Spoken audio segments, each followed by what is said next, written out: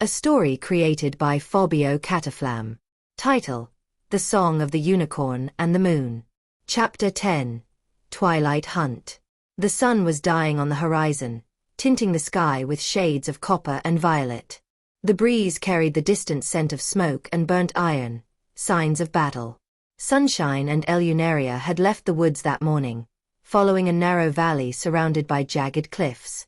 The sound of rushing water somewhere in the distance mingled with the echo of their own footsteps. Everything seemed too calm. Elunaria, who usually walked with a curious gaze at the world, now kept his eyes constantly moving, his hands close to the hilt of his moonblade. Sunshine felt the same unease. That was when he sensed them.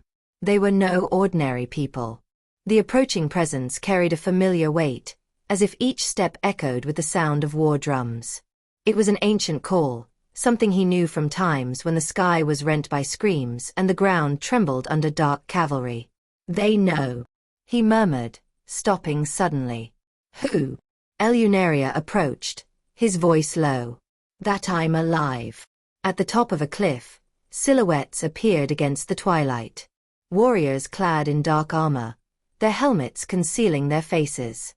On their spears, black banners danced in the wind, marked by the symbol Sunshine never forgot, a broken horn piercing a bloody circle. The hunt had begun. "General," a deep voice echoed from above, laden with venomous irony. "We've finally found the heart of the blade." Sunshine felt her body tremble. "Don't call me that. That name is dead." But they didn't see him as Sunshine. To them, he was the weapon of war they'd lost, and which they would now come to claim. The first leap came quickly. One of the warriors plummeted from the cliff, using chains as hooks to secure himself to the rocks, falling with a ground-shaking impact. Sunshine didn't have time to hesitate. The transformation took hold of him, muscles tearing through his skin, his mane igniting like white flames.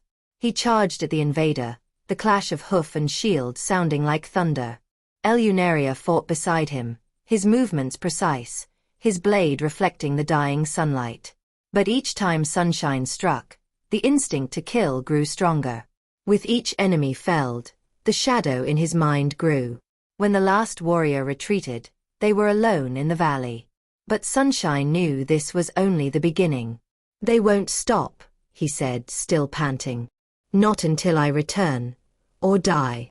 Elunaria wiped the blood from his blade and stared at him firmly.